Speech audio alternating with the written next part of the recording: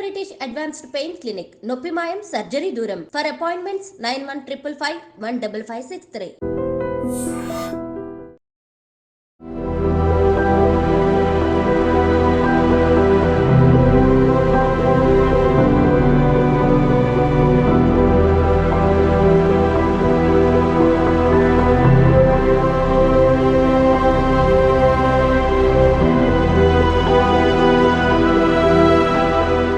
మనం సినిమాలలో జనరల్లీ చాలా వరకు ఈ జవాన్ల జీవితాల గురించి కానీ లేకపోతే ఏవైనా ప్యాట్రియాటిక్ సినిమాలు వచ్చినప్పుడు కానీ అసలు జవాన్ లైఫ్ స్టైల్ ఎలా ఉంటుంది, జవాన్లు ఎట్లా జీవిస్తారు, మన కోసం అంటే భారతీయ సరిహద్దుల్లో వాళ్ళు ఎట్లా వర్క్ చేస్తారు అండ్ యుద్ధాలు వచ్చినప్పుడు వాళ్ళు ఏమేం చేస్తారు, ప్రాణ త్యాగానికైనా తెగిస్తూ ఉంటారు, చలి -డిగ్రీస్లో కూడా పూర్తిగా వాళ్ళు మన దేశ సరిహద్దుల్ని మనను కాపాడతారు. ఇవన్నీ కూడా మనం జనరల్లీ వింటూ ఉంటాం అండ్ మనకు కూడా ఈ విషయం తెలుసు.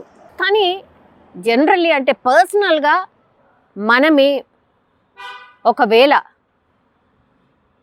మన తోటి వాళ్ళు మనతో పాటు ఉన్నారు, ఒక యుద్ధానికి వెళ్ళారు అని సినిమాలలో ఇట్లాంటి స్టోరీస్ చూసినప్పుడు ఎవరైతే ఆఫీసర్ ఉంటారో వాళ్ళు టీంని లీడ్ చేస్తూ వాళ్ళ టీంని కాపాడే ప్రయత్నం చేస్తూ ఆయన వీర మరణం పొందుతారు.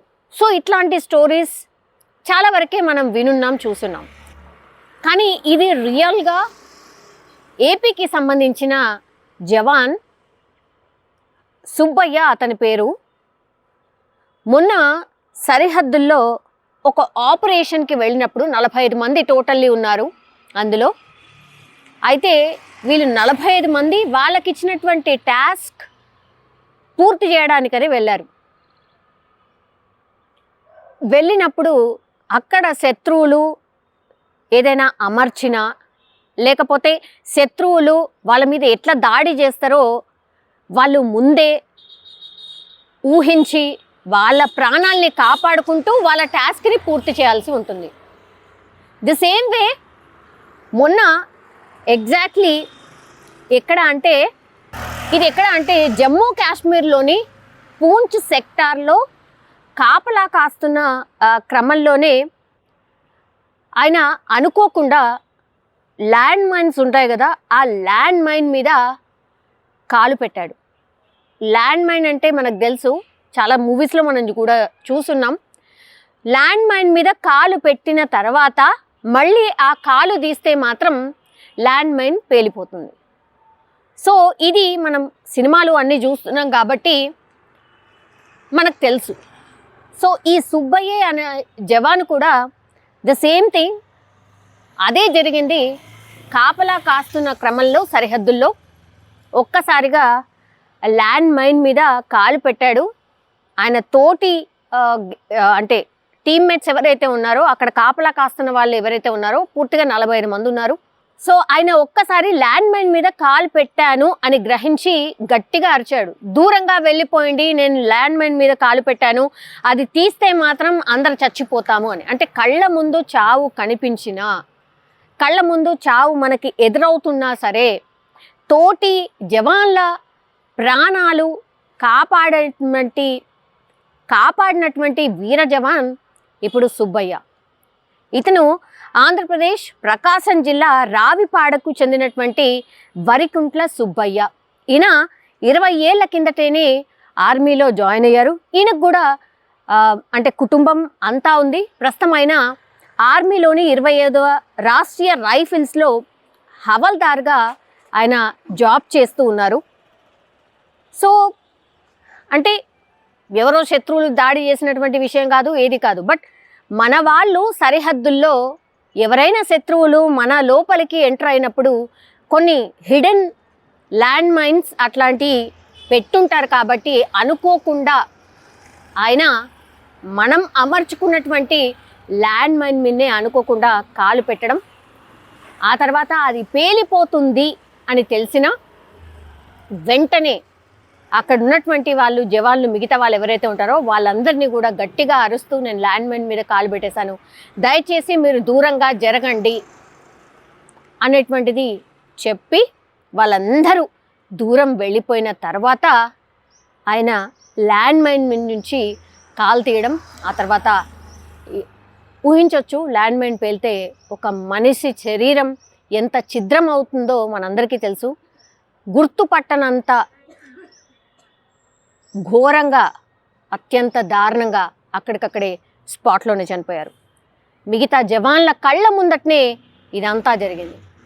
కానీ ఇప్పుడు అందరూ గుర్తు చేసుకుంటుంది అండ్ అందరూ మాట్లాడుతుంది, ఈయన వీర జవాన్, 30 మంది ప్రాణాలని కాపాడిండు అని అంటే మాటలు కాదు. ఎన్ని గుర్తొస్తాయి కళ్ళ ముందు, ఒకవేళ చావు కనిపిస్తే ఎన్ని గుర్తొస్తాయి. జవాన్ అయినా సరే ఆయనకు ఒక ఫ్యామిలీ ఉంది. వాళ్ళు ఎక్కడ మృతుడికి భార్య లీలావతి ఉంది, కుమారుడు ఉన్నారు, కుమార్తె కూడా ఉంది. అండ్ తండ్రి అయితే చనిపోయాడు, బట్ తల్లి తన భార్యతో ఉంటుంది. అంటే అతని తల్లి, సుబ్బయ్య తల్లి వాళ్ళ భార్యతో పాటు 2 పిల్లలతో పాటు ఉంటుంది. సో ఇంత విషాదకరమైనటువంటి ఘటన జరిగింది. అండ్ ఈరోజు ఆయన పార్థివ దేహం వాళ్ళ ఊరికి రావడం అండ్ ఊరు జనం మొత్తంగా కూడా ఆ జవానికి హ్యాట్స్ ఆఫ్ చెప్తూ, నినాదాలు చేస్తూ ఘనంగా వీడ్కోలు పలికినటువంటి సిట్యువేషన్.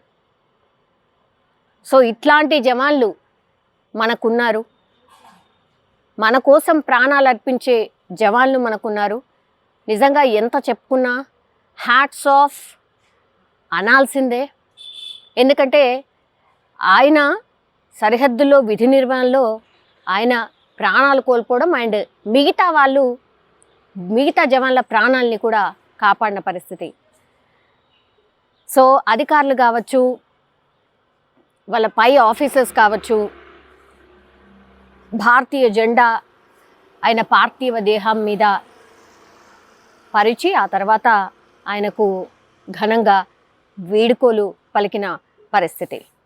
కానీ ఆ గ్రామంలో అంటే 20 ఏళ్ల నుంచి ఆయన ఆర్మీలో పనిచేస్తున్నారు కాబట్టి ఒక ఆర్మీ జవాన్ మా ఊర్లో ఉండే అని చెప్పుకునే అంత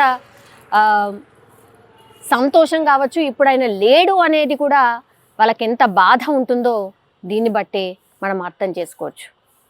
కానీ ఆ ఫ్యామిలీకి మాత్రం నిజంగా హ్యాట్స్ ఆఫ్.